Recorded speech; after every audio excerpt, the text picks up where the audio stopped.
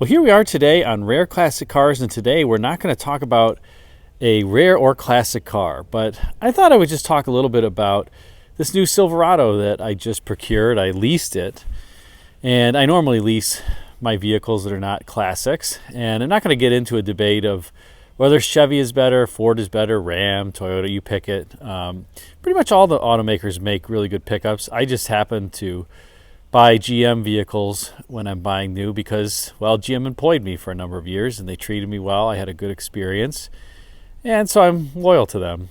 Doesn't mean I don't own other cars. There's a couple Fords in the garage there next to the Buick LaCrosse. There's a 68 Mercury Park Lane.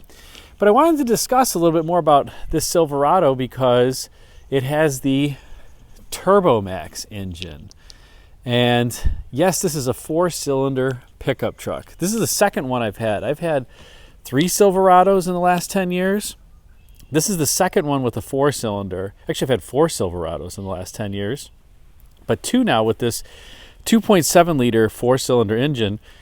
And I thought I'd talk about some highlights because to me it's a technological marvel, and I tow a decent amount. I'm towing these old vehicles on trailers. It's a total of about 7,500 pounds through mountains, through everything. And I have to say, this 2.7 liter, it does better than my pickups with the 5.3 liter V8, at least in my opinion. And I've really enjoyed it. The only thing you can't quite get used to is the sound. You just are used to a V8 sound in a pickup. But like I said, this is the second one. I had one and I went back for more, and I'm really, really pleased with this truck so far. But again, let's pop the hood. I got a ladder here because you can't really reach into the engine bay. These trucks are so tall now that I need one of those to kind of peer in and show you what I think are some of the interesting features of it. So let's pop the hood and we'll talk a little bit about it. Okay, so here we go. We're going to pop the hood. This, by the way, is a very pretty color called Cypress Gray on this pickup. It's kind of like a green gray. Really like it. And this is just a 2FL trim, which is a very popular trim, great residual value on these. They're frequently leased. I bought them out of lease as well. And because they have such great residual, they hold their value. And they have a lot of features, at least for the lease price. You got heated seats, heated steering wheel, big dual screens here. Cloth seats, but they're heated, and I prefer cloth.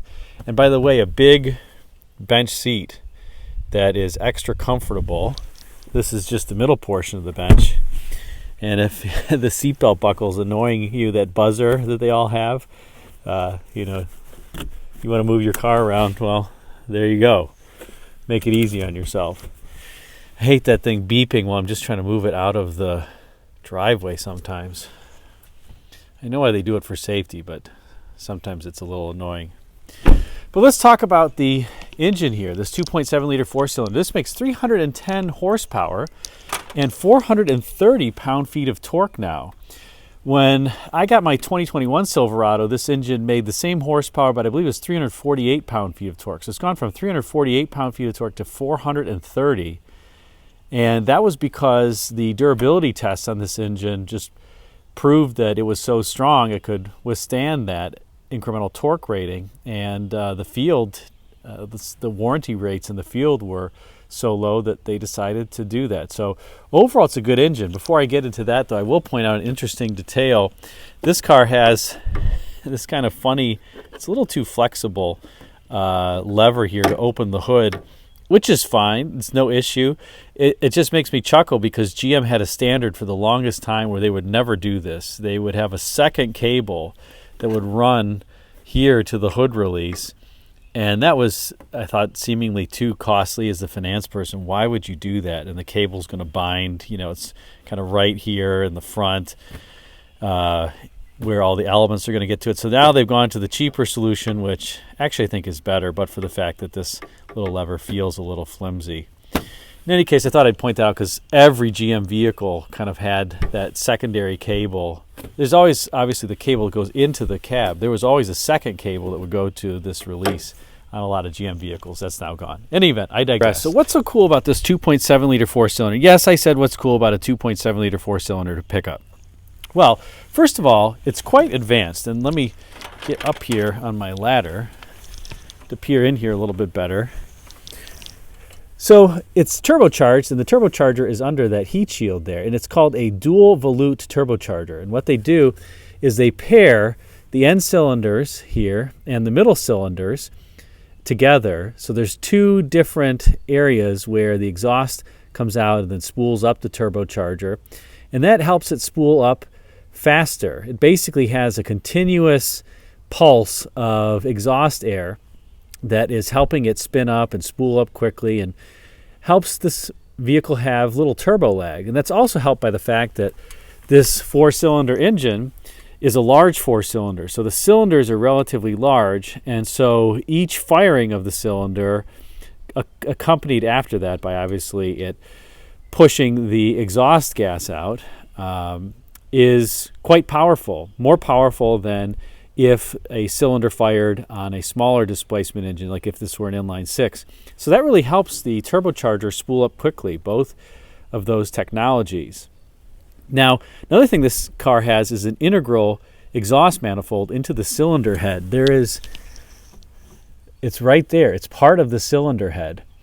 And that's great because there's no gasket to blow and no fasteners that are required. And you'll notice that there's this coolant pipe here. And what is that doing? Well, that is for the cab. That's for the cabin air.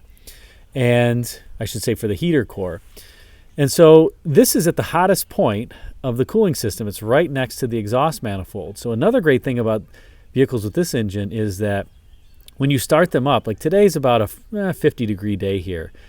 And after about 15 seconds, I have lukewarm air in the cabin on this vehicle.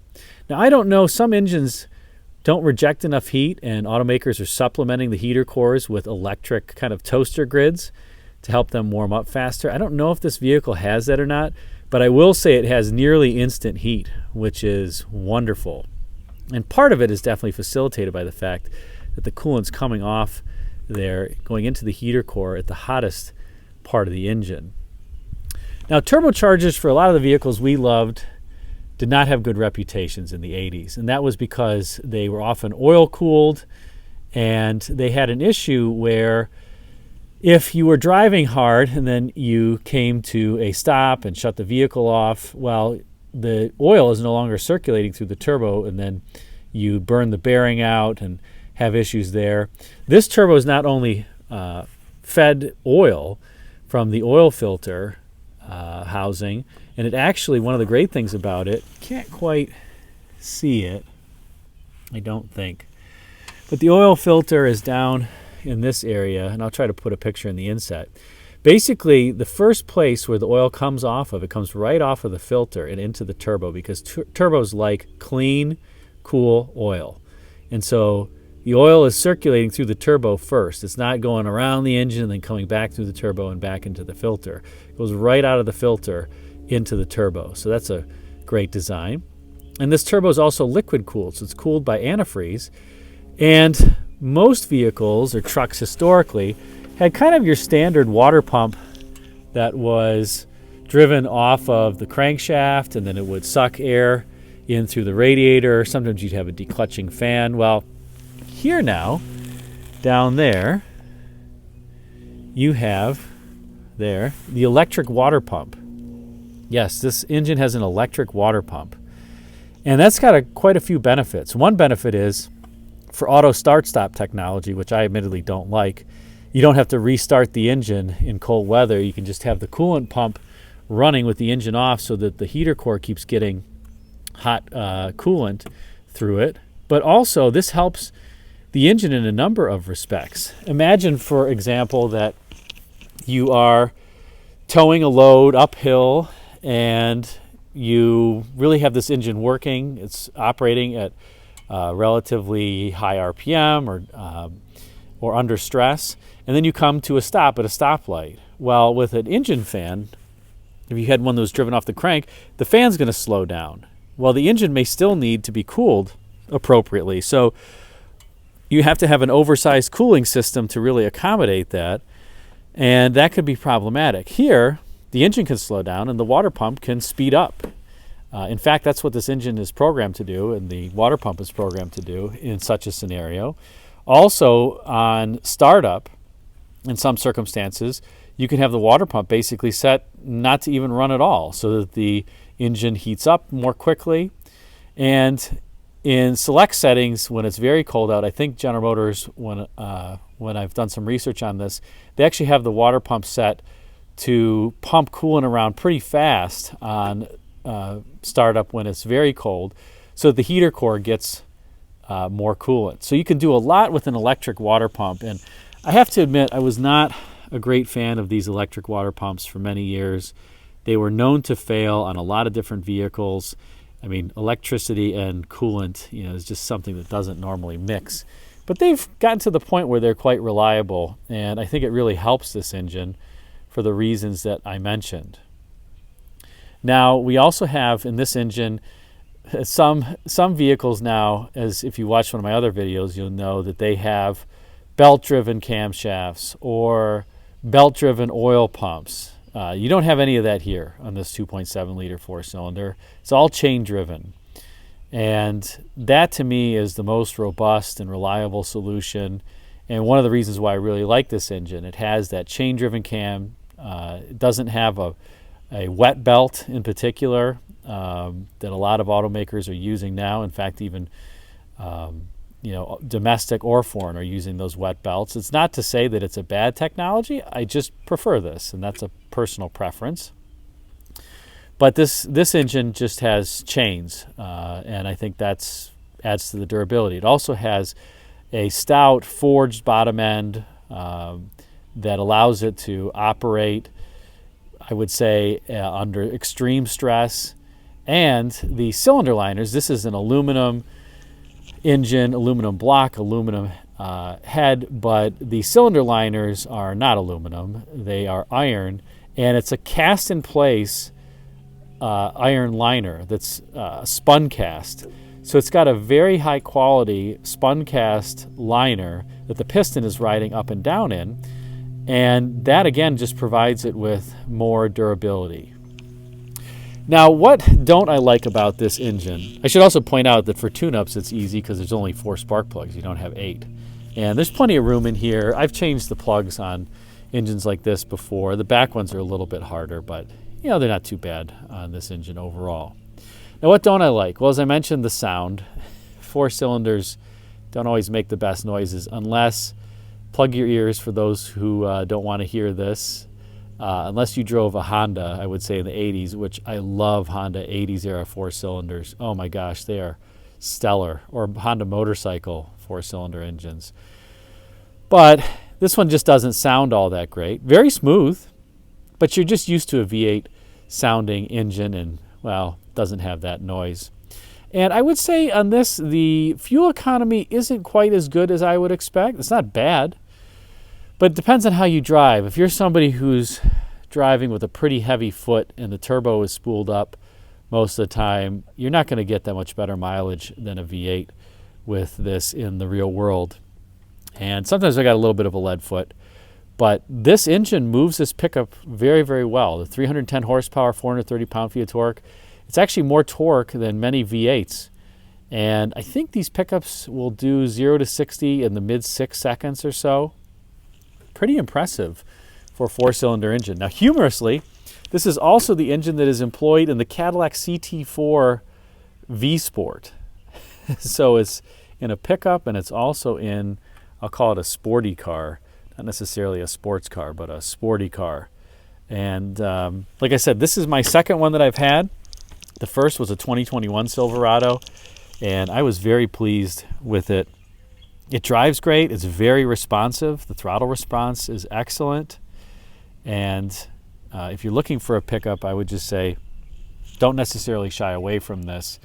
Do your research, but from everything that I can see, these have very good records in the field in terms of their reliability and durability.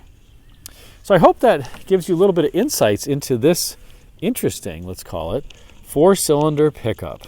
And yes, I know, sacrilege, 4-cylinder pickup. Sorry, 4-cylinder in a pickup. Yes, I love my V8s right there. Oh, that's LaCrosse is a V6. That's a nice engine in that car. I love that LaCrosse. I love, love, love that LaCrosse. Don't buy them all up because I'm going to want another one after I use that one up. So leave one for me. But if you want a nice pickup, something to consider. And again, this is just the standard 2FL trim, crew cab, and lots of room in the back. I mean, this seat is almost all the way back. Tons of leg room.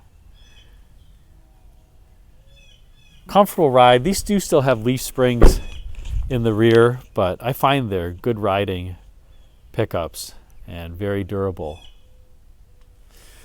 So, there you go. Let me know. What do you think? Do you like some talk about the new technology and new vehicles? I obviously prefer the old classics, but yeah, got to have something to drive, especially in the wintertime. And I'm not going to drive one of my classics during that time frame. So got to get something I can tow with too in case one of these breaks down and I have to get to where I need to fix it. Thanks again for watching.